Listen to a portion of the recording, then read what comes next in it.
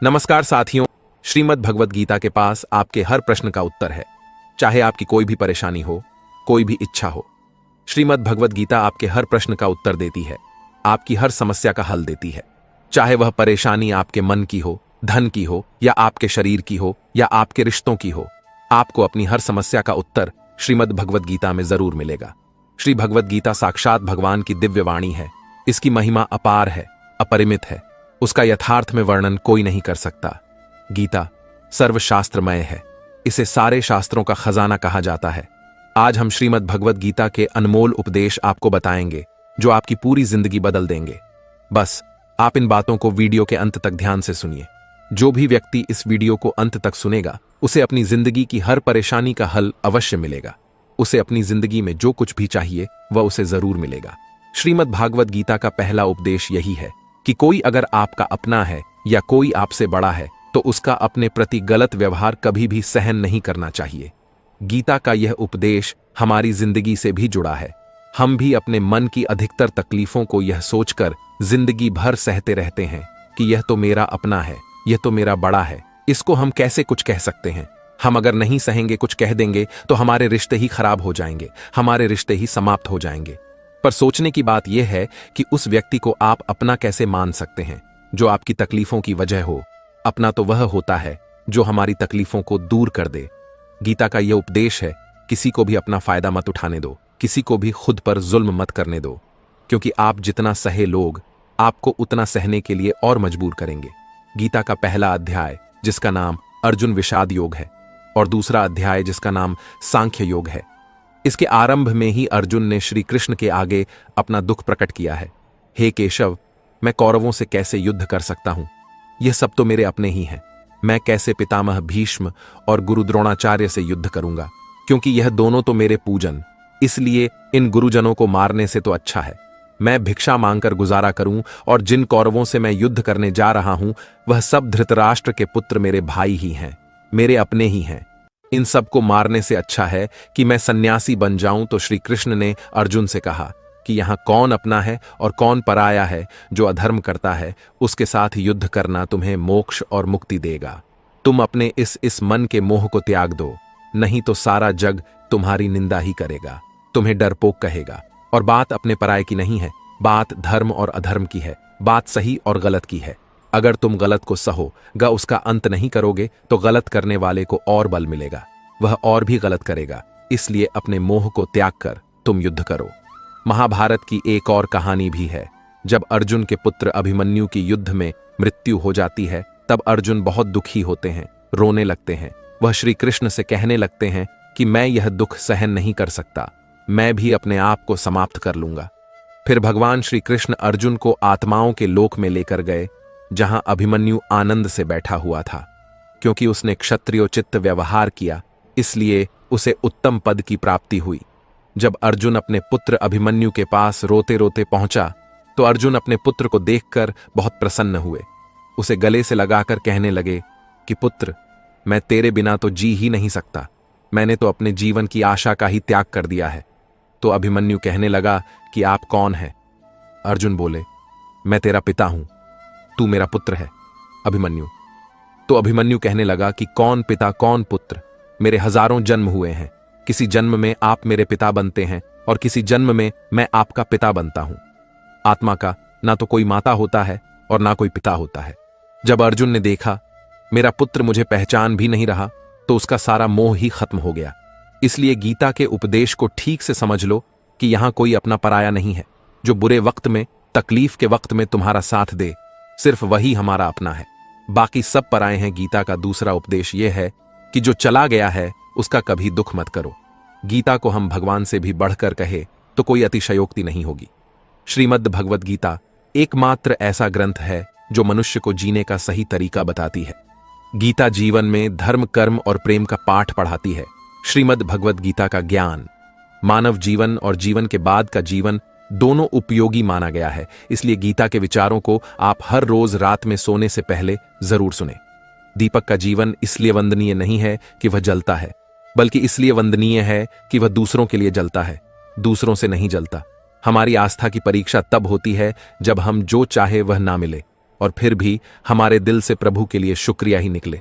अगर सही मायने में आप अपना जीवन बदलना चाहते हो तो सबसे पहले आपको अपना मन बदलने के लिए तैयार रहना पड़ता है, क्योंकि जैसा आपका मन रहेगा वैसे ही आपके विचार होंगे, और जैसे आपके के विचार होंगे वैसे ही आपका जीवन होगा। नीच विचार रखोगे तो नीच बन जाओगे, अच्छे विचार रखोगे तो ऊंचाई पर जाओगे। विश्वास किसी पर इतना करो कि वह तुम्हारे साथ झल करते समय खुद को दोषी समझे, और प्रेम किसी से इतना करो कि उसके मन में सदैव तुम्हें खोने का डर बना रहे। भगवान श्री कृष्ण कहते हैं, व्यक्ति को सदैव बुराई से बचकर रहना चाहिए। अगर कोई बुरा कर्म करता है तो वह कर्म उसको अपने जीवन में ना ही पड़ता है। जिस प्रकार सैकड़ों गायों के बीच बछड़ा अपनी मां को खोज लेता है, ठीक उसी प्रकार कर्म का फल आपको हजारों की भीड़ में भी खोज लेगा। माधव कहते हैं, किसी जीव को कष्ट देकर आप मुझे खुश नहीं देख सकते हो। श्री कृष्ण जगत के स्वामी हैं, वह कण कण में निवास करते हैं। छोटे से छोटे जीव के हृदय में ईश्वर का वास होता है। किसी जीव को कष्ट का अनुभव होना ईश्वर को कष्ट का अनुभव कराता है। इसीलिए किसी भी जीव को कष्ट देना ईश्वर को कष्ट देने के समान है। मृत्यु एक अटल सत्य है जिसे कभी बदला नहीं जा सकता है। इस संसार का जब से निर्माण हुआ है तब से जन्म मृत्यु का चक्र चलता आ रहा है। जिस प्रकार मनुष्य अपने पुराने वस्त्रों को त्याग कर नए वस्त्र धारण करता है, ठीक उसी प्रकार आत्मा पुराने व्यर्थ शरीर को त्याग कर नए शरीर को धारण करती है। यह प्रकृति का नियम है। इस सत्य को स्वीकार करके भयमुक्त होकर आज में जीना चाहिए। ज्ञानी व्यक्ति ना तो मरने वाले का शोक करते हैं और ना ही उनका शोक करते हैं जो अभी जिंदा है, क्योंकि वह जानते हैं जो मर गया वह फिर से जन्म लेगा और जो जिंदा है वह एक दिन जरूर मरेगा। केवल ज्ञान ही एक ऐसा अक्षय तत्व है जो कहीं भी किसी भी अवस्था में और किसी भी काल में मनुष्य का साथ नहीं छोड़ता। धरती पर जिस प्रकार मौसम में बदलाव आता है, ठीक उसी प्रकार जीवन में भी सुख दुख आता जाता रहता है। युद्ध हो या जीवन सफलता केवल 3 शस्त्रों से प्राप्त होती है, धर्म, धैर्य और साहस। कोई भी मनुष्य जन्म से नहीं बल्कि अपने कर्मों से महान बनता है। कुछ पाना है तो खुद पर भरोसा कीजिए, क्योंकि सहारे कितने भी सच्चे और अच्छे हों, साथ छोड़ ही जाते हैं। मित्र गरीब है या अमीर मायने नहीं रखता, बल्कि वह आपके बुरे समय में आपका साथ कितना देता है या मायने रखता है। धर्म चाहे जो भी हो, अच्छे इंसान बनो, हिसाब तुम्हारे कर्म का होगा, धर्म का नहीं। खुशी के लिए काम करोगे तो खुशी नहीं मिलेगी, लेकिन खुश होकर काम करोगे तो जरूर मिलेगी। जब आप दूसरों के लिए अच्छा चाहते हैं तो वही अच्छी चीजें आपके जीवन में वापस आती हैं। यही प्रकृति का नियम है। आपका मूल्य इससे तय नहीं होता कि आप क्या हैं, यह इससे तय होता है कि आप खुद को क्या बनाने की क्षमता रखते हैं। हंसता हुआ मन और हंसता हुआ चेहरा, यही सच्ची संपत्ति है। मनुष्य हमेशा अपने भाग्य को कोसता है, यह जानते हुए भी कि भाग्य से भी ऊंचे हमारे कर्म हैं। कभी कभी लगता है कि अच्छे कार्य करते रहने से उसका फल अच्छा नहीं मिलता और भगवान सारे दुख हमारी ही झोली में डाल देता है, लेकिन ऐसा नहीं है। कभी भी जब पुण्य कार्य करें तो उसको ईश्वर पर समर्पित कर दें और मन में किसी भी तरह का भाव ना रखें। संसार में सब कुछ अंतवसन है, इसलिए पाप और पुण्य भी अंतवसन को प्राप्त होता है। लेकिन पाप और पुण्य में थोड़ा अंतर यह है कि पुण्य का फल यदि हम नहीं चाहते तो उस फल को अस्वीकार करने के लिए स्वतंत्र हैं। इसलिए जो भी हम सत्कर्म करते हैं अंत में प्रभु को समर्पित कर देते हैं। लेकिन यह सवाल उठता है कि क्या भगवान स्वीकार करेंगे? निश्चित स्वीकार करेंगे, क्योंकि भगवान ने स्वयं गीता में अर्जुन से कहा है, हे कुंती पुत्र, तुम जो भी करते हो, जो भी खाते हो, पवित्र यज्ञ अग्नि में जो आहुति डालते हो, जो भी दान देते हो, जो भी तपस्या करते हो, वह सब मुझे अर्पित करते हुए करो। इसलिए जो भी कर्म करें भगवान को समर्पित करने के भाव से करें। इस प्रकार हम जो भी पुण्य कर्म करेंगे ईश्वर को साथ रखकर समष्टि के कल कल्याण की भावना से करेंगे और उसे ईश्वर को समर्पित भी कर देंगे, ताकि उस पुण्य का भी अभिमान ना हो। देखो, पाप लोहे की जंजीर है तो पुण्य सोने की बंधन दोनों में है। लोहे की जंजीर से छूटने का आदमी को मन भी करता है, लेकिन सोने की जंजीर से जो बंधा हुआ हो उसको वह बंधन प्यारा लगने लगता है, उसमें उसको धन नजर आता है, उससे छूटने का मन नहीं करता। गीता में श्री कृष्ण ने कहा है कि पुण्य कर्म मुझे समर्पित कर दे, मुझे अर्पण कर दे, नहीं तो उसके बंधन में बंध होगे। लेकिन जहां तक पाप कर्म की बात है तो कहा गया है कि वह भोगना ही पड़ता है। रामचरितमानस में निषाद राजगुह को राम जी का प्रेम यानी भक्ति मिली। भगवान राम गंगा पार कराने पर जब केवट को उतराई देने लगे तो उसने विनयपूर्वक उसे स्वीकार करने से इनकार कर दिया। तो क्या खाली हाथ लौटाया उसे? नहीं। तब भगवान ने केवट को विमल भक्ति का वरदान देकर अनुग्रहित किया। भक्ति एक ऐसी चीज है जो पुरुषार्थ से प्राप्त नहीं होती, जिस पर ईश्वर कृपा करते हैं उसी को प्राप्त होती है। स्वयं महादेव भी रामचरितमानस में भक्ति की ही याचना करते हुए कहते हैं, बार बार बरमागु हर्ष देहु श्रीरंग पद सरोज, अनुपा भगति सदा सत्संग। भक्ति ऐसी है कि परमात्मा जिस पर प्रसन्न होते हैं वह जिसको देना चाहते हैं उसी को मिलती है। गुजराती साहित्य के आदि कवि नरसिंह मेहता ने तो गाया है, भूतल भक्ति पदार्थ मोटू ब्रह्म लोकमान नाही रे। ऐसा अद्भुत मूल्यवान पदार्थ जिसको कहते हैं प्रेम पदार्थ, वह भक्ति है। मैं तो कहता हूं कि जैसे आप अपने देश की करेंसी किसी अन्य देश की करेंसी से कन्वर्ट करा लेते हैं, उसी प्रकार पुण्य कन्वर्ट करा लें। प्रभु प्रेम में एक दर्पण अपनी काबिलियत कभी नहीं बदलता, फिर चाहे वह 2 टुकड़ों में विभाजित हो या 1000 टुकड़ों में। इसलिए अपने असली बर्ताव को कभी नहीं बदले, चाहे कैसी भी परिस्थिति क्यों ना हो। जब परिस्थितियां हमारे वश में ना हो तब मन की स्थिति बदल के देखिए, सब कुछ तो नहीं पर बहुत कुछ आपके अनुरूप हो जाएगा। पेड़ के नीचे रखी भगवान की टूटी मूर्ति को देखकर समझ आया कि परिस्थिति चाहे कैसी भी हो पर कभी खुद को टूटने नहीं देना, वरना यह दुनिया जब टूटने पर भगवान को घर से निकाल सकती है तो फिर हमारी तो औकात ही क्या है। पानी को कसकर पकड़ोगे तो वह हाथ से छूट जाएगा, उसे बहने दो, वह अपना रास्ता खुद बना लेगा। कभी कभी जब परिस्थितियां समझ में ना आए तो जो कुछ जीवन में घटित हो रहा है उसे शांत भाव व तटस्थ होकर बस देखना चाहिए। समय आने पर जीवन अपना मार्ग खुद बना लेगा। कठिन परिस्थिति में ही दिमाग को शांत करने की जरूरत पड़ती है, उस समय सारा माहौल विपरीत होता है। आपसे एक सवाल पूछता हूं, अगर अचानक कहीं आग लग जाए तो आप क्या करेंगे? कैसे बुझाए? तो आप कहेंगे कि ऐसी परिस्थितियों के लिए हम पहले से ही इंतजाम करके रखेंगे। आप बिल्कुल सही कह रहे हैं। सभी जगहों पर ऐसी परिस्थितियों से निपटने के लिए कुछ ना कुछ अरेंजमेंट्स पहले से होता है। आपको शायद मेरी यह बात अजीब लग रही होगी, लेकिन इसी में आपके सवाल का जवाब है। जैसे आग लगने पर कुआं नहीं खोद सकते, वैसे ही अचानक मुश्किल हालात आने पर मन को शांत नहीं कर सकते। चाहे उस समय कितनी ही मोटिवेशनल स्पीच हमारी सुन लीजिए, वीडियो देख लीजिए, भक्ति भजन कर लीजिए, मन शांत नहीं होगा अगर पहले से ही मन को सकारात्मक सोच, अध्यात्म और सच्ची भक्ति में लगाया होगा, या फिर मन की तीव्र गति को ध्यान द्वारा साधा होगा, अच्छे लोगों की संगत में रहते होंगे, तभी मन मुश्किल समय में शांत रह सकता है। वरना तो वही पुरानी कहावत की आग लगने पर कुआं नहीं खोदा जाता। इसलिए जब जीवन में सब कुछ सही चल रहा हो, शारीरिक रूप से भी ठीक हो, तभी से मन को शांति के मार्ग में लगा दे, ताकि मुश्किल समय आने पर दिमागी संतुलन बना रहे और बुरे वक्त को ठीक से मैनेज कर सके। जो लोग कठिन परिस्थिति में हाथ पर हाथ रखकर बैठ जाते हैं, उनका दिमाग शांत नहीं रहता है। वे अपने हालत को बदल नहीं पाते हैं। काम करने से बुरे विचार दिमाग में नहीं आते हैं, बल्कि आप काम करने के फल स्वरूप कुछ पाते हैं। यदि यह बुरा हुआ तो अनुभव मिलता है, वरना सफलता के दर्शन होते देर नहीं लगती है। जब हालत विपरीत हो तब आप लंबी गहरी सांस लेने की कोशिश करें। आपका सारा ध्यान आसपास की बुरी बातों से सिमटकर सांसों पर केंद्रित हो जाएगा। आप सिप सिप करके पानी पीने की कोशिश करें। आप खाली ना रहे, कोई मनपसंद काम करें। खाली दिमाग शैतान का घर होता है। समय पर भरोसा रखें। आज तक कोई ऐसी रात नहीं हुई जिसका सवेरा ना हुआ हो। जंगल में लगी बड़ी से बड़ी आग भी एक दिन शांत हो ही जाती है। कुछ ना कुछ नया सीखते पढ़ते रहे। यह इन परिस्थितियों के उपहार स्वरूप आपको हमेशा याद रहेगा। आत्मचिंतन मनन करने का यही समय होता है, क्योंकि जब दरवाजे खुलने लगेंगे तो फिर दौड़ शुरू हो जाती है। यह समझिए, ईश्वर ने सबसे मुश्किल रोल के लिए आप जैसे बेहतर कलाकार को चुना है। हर घटना के पीछे प्रकृति का कोई प्रयोजन होता है। इस समय को टिक टिक करती घड़ी की सुई की तरह लें। सभी को अपने हिस्से का सुख या दुख स्वयं ही तो भोगना होता है। सुख में तो फिर भी सभी मिलेंगे, लोग आसपास आपको, लेकिन दुख में कोई नहीं आता। मदद करने सभी दूर खड़े रहते हैं, और कई बार तो हम दुख में खुद को बिल्कुल अकेला पाते हैं।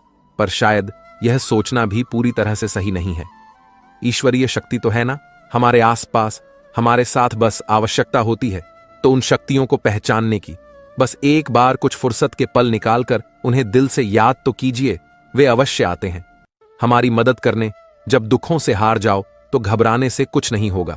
तुम्हारा जीवन इतना संघर्ष भरा क्यों हुआ? जरा यह तो सोचो। लोग तो यह भी कहते हैं, अगले पिछले कर्म ऐसे होंगे तभी तो इतना दुख मिला है। नहीं पगले, बिल्कुल नहीं, बल्कि तुम इस कार्य के लिए चुने गए हो।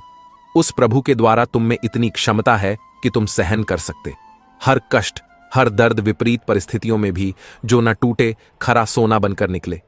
ऐसे हो तुम। कई बार हम सोचते हैं बस बहुत हुआ, अब नहीं होगा। कुछ हमसे तो सोचो। क्या किसी ने कहा है तुमसे?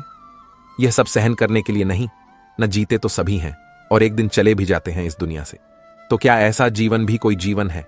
जब तक कि कोई संघर्ष ना हो, आपको अपने विचारों पर नियंत्रण रखने की जरूरत नहीं है। आपको बस उन्हें अपने ऊपर नियंत्रण करने देना बंद करना होगा। एक व्यक्ति शांत मन के जितना करीब आता है, वह मजबूती के उतना ही करीब होता है। मन पानी की तरह है। जब यह अशांत होता है तो देखना मुश्किल हो जाता है। जब यह शांत होता है तो सब कुछ स्पष्ट हो जाता है। अपनी आंखें बंद करें, कुछ देर के लिए अपना दिमाग बंद करें, क्योंकि वहां एक शांत भूमि है जो आपकी उपस्थिति का इंतजार कर रही है। कभी कभी समुद्र के शांत होने की प्रतीक्षा करने का समय नहीं होता है। यदि आपको अपने लक्ष्य तक पहुंचना है तो अपनी यात्रा शुरू करें और तूफान को अपना रास्ता बनने दें। धैर्य प्रतीक्षा करने की क्षमता नहीं है। धैर्य का अर्थ है शांत रहना, चाहे कुछ भी हो जाए। इसे सकारात्मक विकास के अवसरों में बदलने के लिए लगातार कार्रवाई करना और यह विश्वास रखना कि जब आप प्रतीक्षा कर रहे हो तो अंत में सब कुछ ठीक हो जाएगा। जब आप आंतरिक शांति का अनुभव करते हैं तो आप स्वीकार करते हैं कि आप कौन हैं। आपकी ताकतें, खामियां, इच्छाएं, सपने, वह सब कुछ जो आपको विशिष्ट रूप से आप बनाता है। आप अपने आसपास की दुनिया और सामने आ रही स्थितियों को अधिक स्वीकार करने का अनुभव करते हैं, जिससे चिंता और तनाव का आप पर कम नकारात्मक प्रभाव पड़ता है। सामने खड़े व्यक्ति की उम्र और बुद्धि से किसी के मन की बात पता लगाना संभव नहीं है। मन की बात सिर्फ प्यार और सहानुभूति से ही जानी जा सकती है। यदि आप पॉजिटिव रहना चाहते हैं तो अपना अधिक समय उन्हीं के साथ बिताएं जो आपको खुश रखते हैं, या फिर उनके साथ जो आपको प्रभावित करें। हारा हुआ खेल दोबारा तो खेला जा सकता है, लेकिन एक बार जो मन से हार गया वह कभी जीत नहीं सकता। सफलता की राह प्रत्यक्ष तौर पर कहीं नहीं होती, बल्कि वह आपके मन में होती है। अगर आपने अपने मन को जीत के लिए तैयार कर लिया तो कोई और आपको नहीं हरा सकता। आप जीवन में अकेले नहीं चलते। कभी कभी जब आप चीजों से निपट हैं तो ऐसे लोग होते हैं जो आपके साथ होते हैं, और फिर ऐसे लोग भी होते हैं जो केवल यह देखते हैं कि आप चीजों से कैसे निपट रहे हैं। किसी भी स्थिति में आपको खुद पर नियंत्रण रखना चाहिए और किसी भी तरह के लोगों के साथ अच्छे संबंध बनाने चाहिए। इसलिए शांत और निर्मल आभा बनाए रखें और आपके लिए चीजों से निपटना आसान हो जाएगा। यदि आपका मन शांत है तो विश्वास करें, आप इस दुनिया में कुछ भी जीत सकते हैं। ऐसा इसलिए है क्योंकि आप अपने कर्मों का उपयोग करने में सक्षम होंगे और चमत्कार के अलावा कुछ नहीं देंगे, और दुनिया आश्चर्य के सामने झुकती है। कोई किसी के दुख का कारण नहीं होता। यह तो अपने ही कर्म होते हैं जिसकी वजह से दुख उठाने पड़ते हैं। आज कौन सुखी नहीं होना चाहता, परंतु वह इसके लिए जो कर्म कर रहा है उसमें सुख है ही नहीं, तो मिलेगा कहां से? कर्म प्रधान विश्व करी राखा, जो जस करी सो तस फल खा। हम आज जो कुछ कर रहे हैं वह निष्फल नहीं होता। देर सवेर उसका फल अवश्य मिलता है। विज्ञान भी कहता है कि हर क्रिया की प्रतिक्रिया होती है। आग में यदि हाथ डाला जाए तो हाथ तुरंत जल जाता है, परंतु एक वृक्ष का बीज आज बोया गया तो उसमें फील आने में कई वर्ष लग जाएंगे, पर फल मिलेगा अवश्य। शुभ कर्म का फल शुभ और अशुभ का अशुभ होना ही है। आज हम जो कुछ हैं वह पिछले कर्मों का देन है। इसी को प्रारब्ध कहते हैं। प्रारब्ध के बाद पुरुषार्थ बहुत महत्वपूर्ण है। हम जो कुछ बनना चाहते हैं या जिस क्षेत्र में आगे बढ़ना चाहते हैं उसमें अपने पुरुषार्थ की महत्वपूर्ण भूमिका होती है। साथ ही साथ ईश्वरीय कृपा। ईश्वर अनुकूल या प्रतिकूल परिस्थितियां देता है। उन परिस्थितियों से अपनी बुद्धि और सामर्थ्य के बल पर निपटना तो आपको ही होगा। दैवीय शक्तियां पुरुषार्थ वालों की ही मददगार होती हैं, निठल्ले, आलसी और लोगों की नहीं। गीता में भगवान कृष्ण ने योग क्षेम मगा है। भगवान पर पूर्ण रूप से आश्रित होकर देखिए। श्रद्धा और विश्वास के साथ भगवान से निकटता बढ़ाने पर वे सब जिम्मेदारी स्वयं वहन करते हैं। जीवन यापन की सारी वस्तुएं भगवान द्वारा प्रदत्त हैं, पर आलसी कामचोर उसे नहीं पा सकता। मनुष्य को ईश्वर ने असीमित शक्ति दी है, बुद्धि और पुरुषार्थ दिया है, जिसके बल पर क्या हासिल नहीं किया जा सकता। भय और अतृप्त वासना ही समस्त दुखों की जड़ है। जीवन भर मनुष्य जीविका के प्रपंच में उलझा रहता है। मैं और मेरा, तू और तेरा का जाल बुनकर स्वयं उसी में उलझा हुआ अनेकों प्रकार के अनैतिक कर्मों में लगा रहता है। भविष्य के भय को सोचकर अपना वर्तमान भी बिगाड़ लेता है और श्रेय मार्ग को छोड़कर प्रेय मार्ग का अनुगामी हो जाता है, जिसमें दुख के सिवा कुछ है ही नहीं। इस मार्ग पर चलने वाले लोग जीवन की सत्यता, मृत्यु को भी नकारने लगते हैं और भविष्य के लिए नैतिक अनैतिक तरीका अपना कर संग्रह में लगे रहते हैं। लोभ, मोह और स्वार्थ से ऊपर उठे बिना सच्चे सुख की कल्पना नहीं की जा सकती। सच्चा सुख तो त्याग की राह पर चलकर पाया जा सकता है। हमारा सनातन धर्म भौतिक सुख के उपभोग को बुरा नहीं मानता, पर इसका आधार धर्म होना चाहिए। धर्म का आचरण करने से छल, कपट, ईर्ष्या जैसे अनैतिक कर्म में मनुष्य लिप्त नहीं होगा और मेहनत से जो कमाया है उसी को हरी इच्छा समझकर संतोष करेगा। संतोष से परम सुख की प्राप्ति होगी। क्रोध, लोभ, मोह सभी दुख देने वाले हैं। इनसे हमेशा बचना चाहिए, अन्यथा सुख शांति दूर भागेगी। त्याग और परहित से बढ़कर कोई सुख नहीं है। इसे यथासंभव अपने आचरण में लाना चाहिए। कभी किसी अंधे को सड़क पार कराकर, किसी प्यासे को पानी पिलाकर देखिए, लोगों से मधुर व्यवहार करके देखिए। इसमें आपका कोई पैसा खर्च नहीं होगा, पर अतुलनीय सुख की प्राप्ति होगी। विश्वास करना सीखिए। विश्वास कीजिए कि सारी सृष्टि को रचने वाला परमेश्वर है और हम सभी उसकी संतान हैं। विश्वास किसी तर्क की कसौटी पर नहीं कसा जा सकता। अतः सभी में, चाहे वह इंसान हो, पशु पक्षी हो या पेड़ पौधे हो, सब में ईश्वर का वास मानकर घृणा को त्याग कर प्रेम करना सीखिए। यही सतत सुख शांति की राह है। घर में छोटे मोटे मनमुटाव तो चलते रहते हैं, पर यह कलह के कारण बनकर दुखदायी भी हो जाते हैं। इसका मुख्य कारण है कि हम अध आकार की गांठ तो मजबूती से बांध लेते हैं, पर कर्तव्य की पूरी तरह उपेक्षा करते हैं। अपना कर्तव्य भली भांति निभाते हुए यदि दूसरों की बातों पर गौर पूर्वक विचार किया जाए तो निश्चित लगेगा कि मनमुटाव के अनेक कारण बेसिर पैर के बेतुके ही थे। अहम पालने के बजाय यदि कारणों की तरफ सोचा जाए तो मनमुटाव का प्रश्न ही नहीं होगा। सेवा लेने की बजाय सेवा देने का भाव आपकी खुशी कई गुना बढ़ा देगा। प्रेम और मधुर व्यवहार से मनुष्य क्या, पशु पक्षी भी अपने बन जाते हैं। जीवन का मार्ग टेढ़ा मेंढा कांटों से भरा है। जीवन कोई फूलों की सेज नहीं है जो आसानी से पार हो जाए। हमें इसी उतार चढ़ाव के जीवन में स्वयं को कैसे आगे बढ़ाना है, यही विचारणीय है। परिस्थितियां तो आपको हंसाएगी भी और रुलाएगी भी, पर अपने संतुलन को नहीं खोना। हर स्थिति परिस्थिति का सामना करते हुए चलते चले जाओ। भगवान कृष्ण ने गीता में यही उपदेश दिए हैं कि विपरीत परिस्थितियों में भी संतुलन बनाकर जीवन के मार्ग पर कैसे बढ़ते जाना है। पहली बात तो यही कि अपने नियमों में दृढ़ बनिए, अनुशासन का पालन कीजिए और छोटी छोटी बातों में उलझकर समय व्यर्थ नहीं करना। यह समझिए कि जीवन बहुत मूल्यवान है। जो समय निकल गया वह लौट कर नहीं आ सकता, इसलिए व्यर्थ की बातों में अपना समय और शक्ति ना बर्बाद करें। अपने जीवन का कोई एक लक्ष्य निर्धारित कीजिए, क्योंकि लक्ष्यहीन जीवन का कोई मूल्य नहीं। जब आपके सामने कोई लक्ष्य होता है तो व्यक्ति को दिशा भी मिलती है और कुछ करने का उत्साह भी। वैर भाव, ईर्ष्या, क्रोध या जब ऐसे दुर्गुण है जो आपकी प्रगति में बाधक है, इस सब से हमें दूर रहना है। यदि आप किसी के साथ वैर भाव या बदला लेने की भावना लेकर चलते हैं तो आप अपनी ऊर्जा का स्वयं ही ह्रास कर रहे होते हैं। सुगुणों को एक एक करके बाहर निकालना है और सद्गुणों को अपने अंदर भरते जाना है, क्योंकि बुरी आदतें हमारे अंदर किराएदार बनकर आती हैं और फिर मालिक बनकर बैठ जाती हैं, जो दुख और अशांति का कारण बनती है। अपने स्वभाव को और आदतों को लगातार चेक करते रहिए कि कहीं मैं गलत दिशा में तो नहीं जा रहा।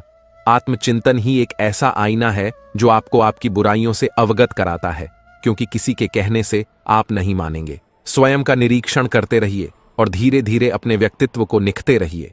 अध्यात्म से जुड़कर आप अपने को बहुत ऊंचा उठा सकते हो, क्योंकि जिस व्यक्ति के जीवन में धर्म नहीं, भक्ति नहीं, वह तो पशु वुलू है, तो साधारण मनुष्य भी असाधारण हो जाता है। अपने जीवन को संतुलित करना, नियमों से बांधना, आध्यात्मिक होना, ध्यान, पूजा पाठ, हर चीज के लिए समय निर्धारित करके चलना, मन में नकारात्मक विचारों को ना आने देना, सब शुभ को ही अपनी ओर आमंत्रित कीजिए। यही शांति का मूल मंत्र है। सनातन धर्म में कर्म कार्य कारण के सिद्धांत से जुड़ा हुआ है। कर्म का अर्थ है कोई कार्य या क्रिया जिसके आधार पर अन्य प्रतिक्रियाएं या परिणाम निकलते हैं। मनुष्य के अच्छे कर्म का अच्छा प्रभाव और उसके बुरे कर्म का बुरा प्रभाव देते हुए पूर्व जन्मों का एक चक्र बन जाता है। क्योंकि कुछ कर्म ऐसे होते हैं जिनका भुगतान उस जन्म में नहीं होता। इस तरह इस चक्र में अगले जन्म में उन कर्मों का फल भुगतना ही होता है। वहीं कार्य कारण सिद्धांत का संबंध न केवल भौतिक युग से होता है, बल्कि हमारे द्वारा किए जा रहे कार्यों, सोचे जा रहे विचारों, कहे जा रहे शब्दों तक पर यह लागू होता है। कई बार हम कुछ ऐसे कार्य करते हैं जो हम करना नहीं चाहते, पर वह पूर्व जन्म के कर्म के आधार पर निश्चित होते हैं, जिस कारणवश वह कार्य किसी न किसी माध्यम से पूर्ण हो ही जाता है। जैसे ही पूर्व जन्म का हमारा चक्र समाप्त हो जाता है, व्यक्ति को उसी समय मोक्ष की प्राप्ति हो जाती है। हमारे शास्त्रों में इस बात का उल्लेख मिलता है कि 84 लाख योनियों के बाद मनुष्य का जन्म प्राप्त होता है। साथ ही यह भी विशेष रूप से वर्णित किया गया है कि केवल मनुष्य योनि में ही जन्म और मृत्यु के चक्र से मुक्ति पाई जा सकती है। मनुष्य के कर्म का फल उसकी परिस्थिति और दैवीय शक्तियों द्वारा निर्धारित होता है। ऐसा कहा जाता है कि यदि अच्छे कर्म बुरे कर्म की तुलना में अधिक है, तो बुरे कर्मों का फल इसी जन्म में और अच्छे कर्मों का फल अगले जन्म में मिलना निर्धारित होगा।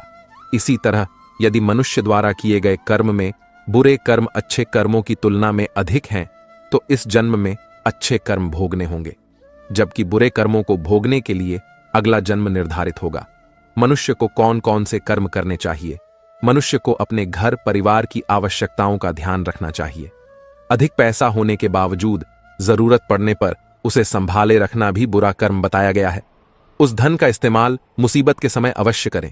धन बचाने के लालच में ना पड़े, अपनी आय से अधिक खर्च ना करें और अपने सामर्थ्य के अनुसार ही दान पुण्य करें। हमेशा अच्छे लोगों की में संगत में रहे और दुष्ट छल कपटी की संगति से खुद को बचा कर रखें। बुरी संगति हमें अक्सर बुरे परिणाम ही देती है। कभी भी खुद के स्वार्थ के लिए दूसरों का अहित करने का ना सोचे। शास्त्रों में इस बात का उल्लेख किया गया है कि जो जैसा बोता है उसे वैसा ही आगे चलकर काटना भी पड़ता है। कभी किसी व्यक्ति से कुछ छल से छीनने का प्रयास ना करें। इसे किए गए सभी पुण्य नष्ट हो जाते हैं और आप पाप के भागीदार बन जाते हैं। गरुड़ पुराण में इस बात का उल्लेख मिलता है कि किसी भी मनुष्य द्वारा किए गए बुरे कर्मों का परिणाम उसके जन्म से लेकर मृत्यु और उसके बाद तक दुखों का कारण बनता है। वह अपनी हर अवस्था में दुख भोगता है। अच्छे कर्म के बनने से पहले हमें इस पर ध्यान देने की जरूरत है कि आखिर अच्छे कर्मों के बनने का सबसे पहला पड़ाव क्या है। मनुष्य के द्वारा किए जाने वाले सभी कर्म उसके विचारों से निर्मित होते हैं। हमारी सकारात्मक या नकारात्मक सोच विचारों को जन्म देती है और वही विचार कर्म बनते हैं। इस तरह सोच सकारात्मक होने पर ही अच्छे कर्मों का निर्धारण हो सकता है। अच्छे कर्म को करने के लिए हमारे आसपास का वातावरण बहुत अधिक जिम्मेदार होता है। कहा भी जाता है कि जैसा वातावरण वैसे हम, इसलिए कोशिश करें कि अपने घर का वातावरण और शरीर का आभा मंडल सकारात्मक बनाए रखें। मृत्यु के पश्चात हमारे भीतर संग्रहित हुए कुछ कर्म अगले जन्म में चले आते हैं। उसे प्रारब्ध कहते हैं। सनातन धर्म में 3 प्रकार के प्रारब्ध का उल्लेख किया गया है। मंद प्रारब्ध, जिसे वैदिक पुरुषार्थ के द्वारा बदला जा सकता है। तीव्र प्रारब्ध हमारे पुरुषार्थ और संतों के पुरुषार्थ से बदल सकता है। तीव्र प्रारब्ध अपरिवर्तनीय है, क्योंकि इसमें जो होना है वो होकर ही रहेगा। संसार में सबसे बड़ा पाप क्या है? संसार में सबसे बड़ा पाप स्त्री का अपमान करना बताया गया है। स्त्री को सृजनकर्ता का दर्जा दिया गया है और यदि स्त्री का अपमान किया जाएगा तो वह व्यक्ति सबसे बड़े पाप का भोगी माना जाता है। श्रीमद् भागवत गीता में द्रौपदी का अपमान ही महाभारत जैसे युद्ध का कारण बना था। पुण्य, किसी के द्वारा निस्वार्थ भाव से की गई सहायता, सकारात्मक विचार, द्वेष भावना, लोभ लालच और अहंकार को अपने ऊपर हावी ना होने देना है। जबकि पाप में इन सभी के द्वारा किए गए कर्मों का परिणाम शामिल है। कर्म धर्म का मूल अंश है। कर्म के अभाव में धर्म संभव नहीं है। धर्म के नियम के अनुसार स्काम व पुण्य कर्म करने चाहिए, जिससे सुख और खुशी की प्राप्ति होती है। मनुष्य का सबसे बड़ा कर्म क्या है? दान ही सबसे बड़ा कर्म है। सबसे अच्छा कर्म कौन सा है? अक्ता भाव से किया गया। कोई भी अच्छा कर्म ही सबसे उत्तम कर्म है, कर्ता भाव से किया गया। कोई भी अच्छा कर्म अच्छा तो है, पर उत्तम नहीं है। गीता में कर्म क्या है? गीता के अनुसार जो कर्म निष्काम भाव से ईश्वर के लिए जाते हैं, वे बंधन नहीं उत्पन्न करते। वे मोक्ष रूप परम पद की प्राप्ति में सहायक होते हैं। इस प्रकार कर्म फल तथा आसक्ति से रहित होकर ईश्वर के लिए कर्म करना वास्तविक रूप से कर्म योग है और इसका अनुसरण करने से मनुष्य को अभ्युदय तथा निश्रा होती है। जो भी व्यक्ति अपने गुजरे हुए कल या आने वाले कल में जीता है, उसके विषय में ही सोचता रहता है, वह जिंदगी में कभी खुश नहीं रह सकता। देखा जाए तो बीते हुए कल और आने वाला कल का कोई अस्तित्व ही नहीं है, वह केवल आपकी सोच में विद्यमान है। अपने मन को सदा ऐसे शिक्षित करो कि आप अपने आज के आनंद में जी सको, अपने प्रत्येक पल की मौज ले सको। जो आपके साथ गलत करते हैं उसका विरोध जरूर करें। अगर आप सामने वाले का गलत व्यवहार सहते रहेंगे तो वह आपके साथ गलत करता ही रहेगा। जब अर्जुन ने भगवान कृष्ण से कहा कि जिनसे मैं युद्ध करने जा रहा हूं वह मेरे भाई और गुरुजन हैं और मेरे अंदर उनके साथ युद्ध करने का साहस नहीं है, तो कृष्ण भगवान ने अर्जुन को जागृत किया कि जिन्हें तू अपना मान रहा है वह सब पाप के पक्ष में खड़े हैं और अगर तू इनसे युद्ध नहीं करेगा तो समाज में पाप बढ़ जाएगा। क्योंकि जब गलत का कोई विरोध नहीं करता है तो सामने वाला गलत करने का जैसे हकदार हो जाता है और जब आप सब कुछ चुपचाप सहते रहते हो तो सामने वाले को बल मिलने लगता है, वह आपको कमजोर समझने लगता है। लेकिन जब आप उसके द्वारा किए गए अधर्म को रोक लेते हैं, उसका विरोध करते हैं, तब वह अपनी सीमा में रहना सीख जाता है। यह कलयुग है। अगर आप खुश रहना चाहते हैं तो आपको अपनी रक्षा खुद करनी होगी। रिश्ते हमें दुख नहीं देते हैं, पर उनके प्रति हमारा मोह हमें दुख देता है। आज से ही अपने मोह को छोड़कर प्रेम का सबक पक्का करें। मोह अपेक्षाओं से जुड़ा है, जबकि प्रेम केवल देना जानता है। मोह एक दो के लिए होता है जिन्हें हम अपना मानते हैं, प्रेम सबके लिए होता है। मोह से कमजोरी पैदा होती है, इसके विपरीत प्रेम से ताकत महसूस होती है। मोह में इंसान एक दूसरे को बांधने की कोशिश करता है, जबकि प्रेम एक दूसरे को फ्रीडम देता है। भगवत गीता हमें सिखाती है कि हमें सदैव अच्छे कर्म करने चाहिए। परमात्मा की प्रकृति में इंसाफ अवश्य होता है। आपके द्वारा किए गए अच्छे कर्म आपको मुश्किल वक्त में परेशानी से बचाते हैं। इसी तरह आपके द्वारा किए गए गलत कर्म की सजा भी आपको जरूर मिलती है। भगवत गीता में श्री कृष्ण ने अर्जुन को यही सिखाया है कि क्षत्रिय होने के नाते जो तेरा कर्तव्य है, जो तेरे लिए सही है, वही काम कर। दुनिया के लोग ज्ञान और अज्ञान दोनों से चलते हैं, इसलिए तू दुनिया का अनुसरण ना कर बल्कि सत का अनुकरण कर। तेरा धर्म, तेरा कर्म यही है कि तू अधर्म का नाश कर और धर्म की रक्षा कर। ऐसे ही हर इंसान का अलग अलग कर्तव्य होता है। हम कभी भी कुछ भी इसलिए ना करें कि सब लोग यही करते हैं। अगर आप भी वही करोगे जो सारी भीड़ कर रही है तो आप उस भीड़ में कहीं खो जाओगे। लेकिन अगर आप विचार करके वह काम करोगे जो आपके लिए सही है, जिसकी आप में प्रतिभा है, तो सारी भीड़ में भी आप अलग नजर आओगे। इस बात का हम सदा विश्वास रखें कि जो चीज हमारी है वह कहीं ना कहीं से हमारे पास अवश्य पहुंच जाएगी। और जिंदगी में जो कुछ भी आपको हासिल नहीं हुआ है उसका पछतावा करना और उसके लिए रोना छोड़ दे प्रयास करना मनुष्य के हाथ में है, पर उसका फल उसके हाथ में नहीं है। हम जीवन में किसी की मदद करें या ना करें, पर किसी का भी दिल हमारी वजह से ना दुखे। यह बात हमेशा हमें याद रहे। अगर हम किसी का भी दिल दुखाए तो हमें भी उसका दर्द अवश्य मिलेगा। जब हमारी वजह से किसी का दिल दुखता है तो हमें पता नहीं चलता, लेकिन जब हमारा दिल दुखता है तो हमें समझ में आता है। भगवत गीता हमें सिखाती है कि जो कुछ भी होता है अच्छे के लिए होता है। जो हो रहा है उसमें भी कोई भलाई अवश्य है, और जो होगा उसमें दृढ़ विश्वास रखें ही अच्छा ही होगा। कभी कभी हमारे जीवन में कुछ ऐसी परिस्थितियां आ जाती हैं कि हमारे अंदर यह ख्याल आता है कि मेरे साथ ही ऐसा क्यों हुआ, या मेरे साथ बहुत गलत हुआ। लेकिन जब वक्त गुजर जाता है तब हमें एहसास होता है अगर हमारे साथ यह सब नहीं हुआ होता तो आज हम इस मुकाम पर नहीं होते। मनुष्य को किसी भी चीज की अति नहीं करनी चाहिए, ना किसी से अति का राग, ना किसी से अति का वैर। हद से ज्यादा आराम आपको आलसी बना सकता है और हद से ज्यादा खाना आपको बीमार कर सकता है। बहुत ज्यादा भूखा रहना भी खराब है। पूरी नींद, पूरा विश्राम, पूरा भोजन हर व्यक्ति के लिए जरूरी है। जीवन को सदा संतुलन के साथ जीना चाहिए, चाहे आपके पास कितनी भी शक्ति क्यों ना हो। लेकिन सत्य और ईश्वर जिसके साथ खड़े हो जाएं, उसे दुनिया की कोई भी ताकत नहीं हरा सकती। अर्जुन धर्म युद्ध लड़ रहे थे, भगवान कृष्ण उनके साथ थे और उनकी जीत निश्चित थी। महाभारत के युद्ध में यह उदाहरण स्पष्ट नजर आता है। मनुष्य को सदा धर्म के मार्ग का अनुसरण करना चाहिए। अर्जुन युद्ध नहीं करना चाहता था क्योंकि सामने उसके पितामह और गुरुजन थे, लेकिन श्री कृष्ण ने उसे ज्ञान दिया कि यहां पर बात तेरे अधिकारों की है। भरी सभा में द्रौपदी के साथ किया गया अपमान पांडवों के साथ हुआ अधर्म। सहने योग्य बात नहीं है। जैसे हमें गलत करना नहीं चाहिए, ऐसे ही गलत सहना भी बड़ा पाप है, फिर चाहे वह अपना ही क्यों ना हो। जो भी व्यक्ति श्रीमद् भगवद गीता से मिलने वाली इन सीखों का मनन चिंतन करेगा, इनके महत्व को समझेगा, वह जिंदगी की हर परिस्थिति को स्थिरता के साथ पार कर पाएगा। जीवन में आने वाले मुश्किल समय में भी उसे राह अवश्य मिलेगा। जब समय विपरीत हो तब शांत रहना ही सही होता है। अशांति तभी आती है जब सब कुछ आपकी इच्छा अनुसार नहीं होता है अथवा कुछ भी आपके हिसाब से नहीं होता है। शांत रहने के लिए आपको बहुत कुछ छोड़ना होगा।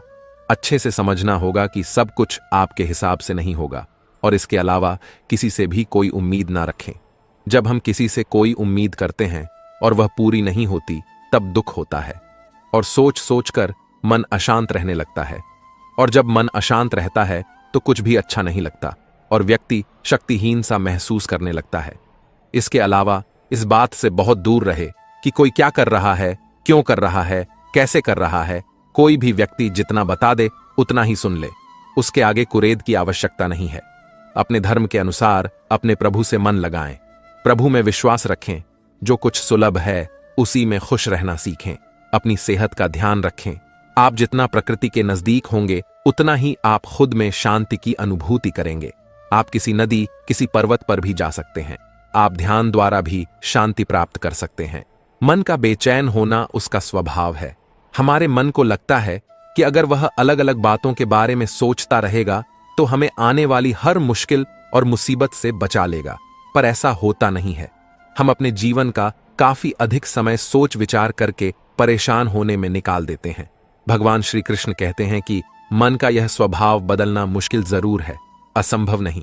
अच्छा, अब आप एक बात बताइए, क्या आप कोए को कह सकते हैं कि वह कांव कांव की आवाज ना करें? या फिर क्या आप किसी मेंढक को कह सकते हैं कि वह पानी देखते ही ऊंची छलांग ना मारे? हमारे मन का भी कुछ ऐसा ही है। जीवन में कुछ भी होता है, अच्छा या बुरा, हमारा मन उस पर काव कांव करने लगता है। कांव कांव से मेरा मतलब है चिंता करना, व्याकुल होना। कोई बुरी बात होती भी नहीं है और मन परेशानी की ऊंची ऊंची लपटें लेने लगता है। कभी कभी तो मुझे ऐसा लगता है कि हम में से कई लोग सिर्फ परेशान होने के लिए जीते हैं। सारी परेशानी, पीड़ा, दुविधा अक्सर हमारी मन की बनाई हुई कहानियां होती हैं। हमारे मन को शांत और स्थिर करने के लिए दो उपाय देते हैं। पहला, ध्यान न लगाना या मेडिटेटर। दूसरा, वैराग्य भाव सीखना। अब ध्यान या मेडिटेशन शब्द सुनते ही आप में से कई लोग कहेंगे कि आप आंख बंद कर सांसें अंदर बाहर नहीं ले सकते। यहां हम सब गलती कर बैठते हैं। मेडिटेशन या ध्यान का मतलब सिर्फ आंख बंद कर बैठना नहीं होता। मेडिटेशन का मतलब होता है अपना पूरा ध्यान किसी चीज पर लगाना और उसे हटने नहीं देना। अगर आप रोटी बना रहे हैं तो सिर्फ उस बात पर ध्यान दीजिए। अगर आप पिक्चर देख रहे हैं तो अपना पूरा ध्यान पिक्चर पर लगाएं। यह मत सोचिए कि पिक्चर देखकर आप अपना कितना वक्त बर्बाद कर रहे हैं। जब आप जीवन के हर छोटे बड़े काम को पूरे ध्यान से करते हैं तो आपका जीवन ही एक मेडिटेशन बन जाता है। ऐसे जीवन में शांति, स्थिरता, साहस और सफलता का होना अनिवार्य है। वैराग्य भाव, दूसरा उपाय। वैराग्य का अर्थ यह नहीं कि आप सब कुछ छोड़कर जंगल में जाकर बैठ जाएं। वैराग्य का सच्चा अर्थ है कि आप जो काम कर रहे हैं उसका क्या नतीजा या रिजल्ट निकलेगा, उसकी चिंता ना करें। दुनिया में परोपकार सबसे बड़ा धर्म है और दूसरों की सहायता इस दुनिया का सबसे बड़ा कर्म है। जीवन में दूसरे से उम्मीद कम और खुद पर विश्वास ज्यादा रखिए। जिंदगी में बेशक हर मौके का फायदा उठाओ, मगर किसी के हालात और मजबूरी का नहीं। भीख और सीख ठोकर खाकर ही मिलती है। जीवन में किस्मत पर नहीं, अपनी मेहनत पर गुरूर होना चाहिए। जिंदगी जीने के लिए पिता की दौलत नहीं, पिता का सैया ही काफी है। दुनिया आपके हिसाब से नहीं चलती है, बल्कि आपको इस दुनिया के हिसाब से ढलना पड़ता है। आपका नजरिया सबसे अधिक मायने रखता है कि आप अपने जीवन में होने वाली घटनाओं को अवसर के रूप में देखते हैं या फिर कमी के रूप में। जो खुद खुश रहते हैं उनसे दुनिया खुश रहती है। जो जीवन में छोटी मुश्किलों को देखकर ही घबरा जाते हैं वह कभी भी बड़ी सफलता का अधिकार नहीं रखते। दूसरों के ऊपर भरोसा रखने वाले दूसरों की गुलामी करते हैं, लेकिन खुद पर भरोसा करने वाले बेखौफ जीते हैं।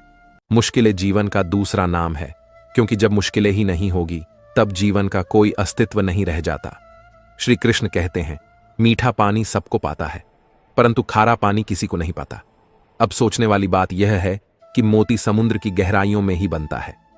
हरे पानी के मध्य में रहकर, हर शव पक्षों से टकराकर, अपने अस्तित्व को दांव पर लगाकर ही सीफ मोती प्रदान कर पाते हैं। कभी सोचा है क्यों? क्योंकि बिना संकटों का सामना किए बिना आपको सुख प्राप्त नहीं होगा। इसलिए निडर होकर संकटों का सामना कीजिए। हम सब समय की महत्ता को पहचानते हैं। समय ही हमें बनाता है, समय ही हमें नष्ट कर देता है। कभी समय ठीक चलता है तो कभी बहुत ही खराब समय आता है। विचित्र बात यह है कि हम फिर भी समय को ही नष्ट करते हैं। शल रखिएगा, समय केवल जाता है, कभी आता नहीं है। इसलिए समय की प्रतीक्षा में समय व्यर्थ ना करें। जो भी करना है आज अभी इसी क्षण प्रारंभ करें, फिर चाहे वह किसी को सुख देना हो या स्वयं को बदलने का प्रयास करना हो। कुछ भी विलंब ना करें, क्योंकि समय उसी का साथ देता है जो समय का सम्मान करता हो। समय कितना विचित्र होता है। समय हमारे साथ हो तो हम स्वयं को राजा मान लेते हैं। वही समय यदि विरुद्ध हो जाए तो रख बनने में समय नहीं लगता है। इसलिए मनुष्य की एक आदत होती है कि बुरे समय के लिए कुछ बचा कर रखता है। संबंधी और मित्र बुरे समय में साथ छोड़ देते हैं। जो व्यक्ति सोचता है क्यों ना धन संचय कर ले, धन का तो कोई मन नहीं होता जो समय आने पर बदल जाए। सुसान कहता है, धन का संचयन करते रहो, बुरे समय में काम आएगा। मैं कहता, शुभ काम करते रहो, आनंदित रहो, स्वयं पर और ईश्वर पर भरोसा रखो, बुरा समय कभी आएगा ही नहीं। बहती नदियां कितनी सूर होती है, पावल होती है, जहां से जाती है वहां एक नया जीवन प्रदान करती है, को सींचती है, अकान को दूर रखती है, और कदाचित इसलिए नदी को मसम्मान पूजा जाता है। किंतु क्या कभी आपने यह सोचा है कि नदी जन्म कैसे लेती है? क्या यह आरा प्रारंभ ही इतनी विशाल होती है? नहीं, यह वर्षा की छोटी छोटी बूंदें गिरकर मिलती है, एक सूक्ष्म धारा बनती है, और यह धारा पर्वतों के हिम को काटते हुए स्वयं को पिंग हुआ जल प से गिरती है, चट्टानों से टकराती है और फिर जाक नदी बनती है। इसी प्रकार ऐसे कोई महान नहीं बन जाता है, छोटे छोटे प्रयास बनकर एक विशाल व्यक्ति बनता है। इसलिए जीवन में प्रयास करते रहिए, अस्तित्व अपने आप बन जाएगा। बबुल का पेड़ कितना मिसाल होता है, पीपल का पेड़ भी मिसाल होता है। किंतु क्या आपने कभी सोचा है क्यों बबुल के पेड़ को काट के उसका उपयोग किया जाता है और क्यों पीपल के पेड़ को पूजा जाता है? इसलिए क्योंकि पीपल का पेड़ उसके नीचे बैठे पार्थ को सया देता है, अपनी डाल पर असंख्य पक्षियों को बसेरा देता है, किसी को कांटे चुभाकर दूर नहीं करता, बल्कि उसे शीतल छाया देकर उनकी थकान भर लेता है। इस संसार में यदि समान पाना है तो पीपल की भांति ही बनना होगा।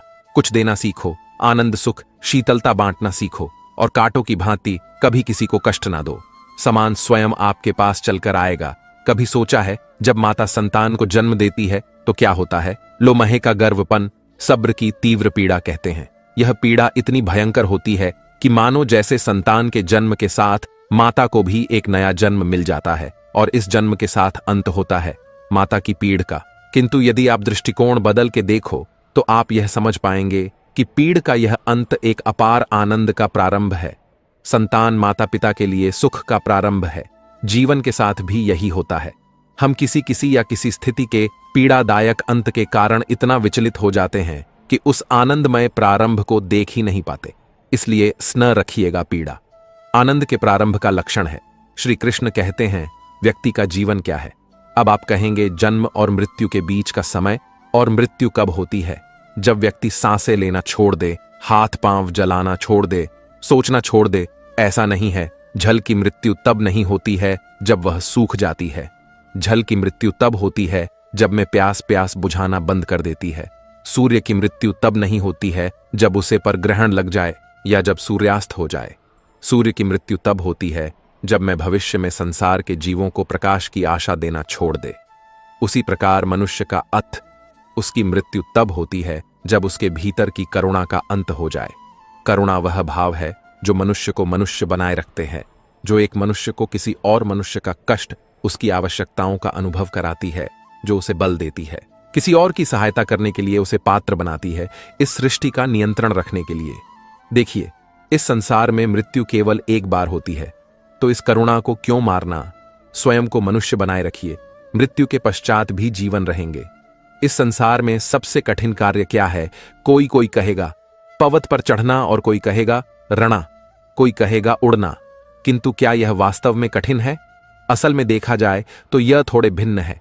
जो कर्म हमारे लिए थोड़े भिन्न हो हम उसे कठिन समझ लेते हैं।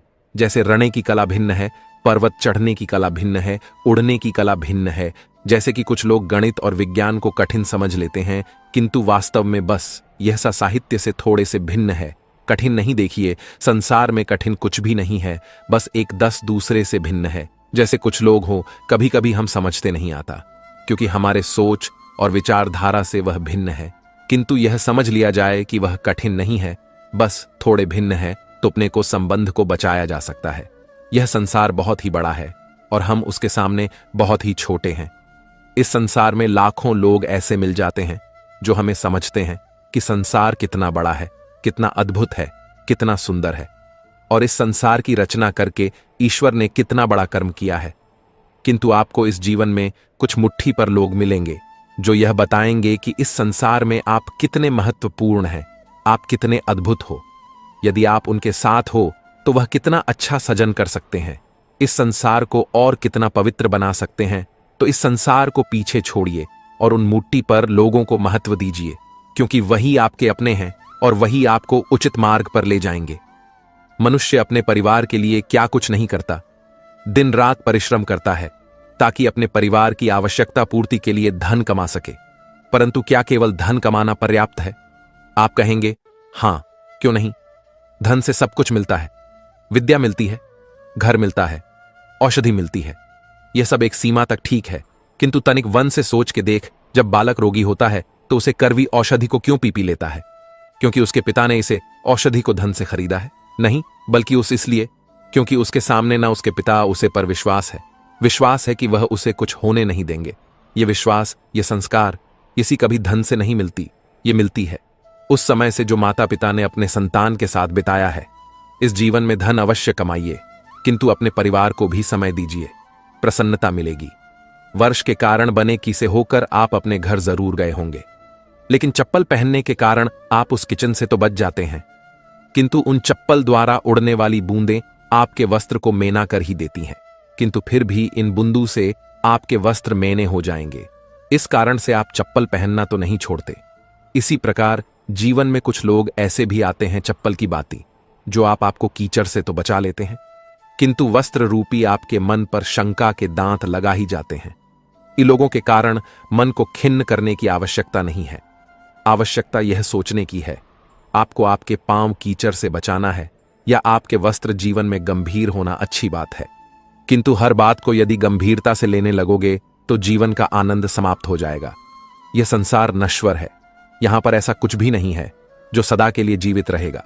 तो जब तक यह जीवन है, संतोष और आनंद से जिए, स्वयं पर छिटक वाले कीचड़ पर ध्यान ना दे, बस आनंद बांटते रहे।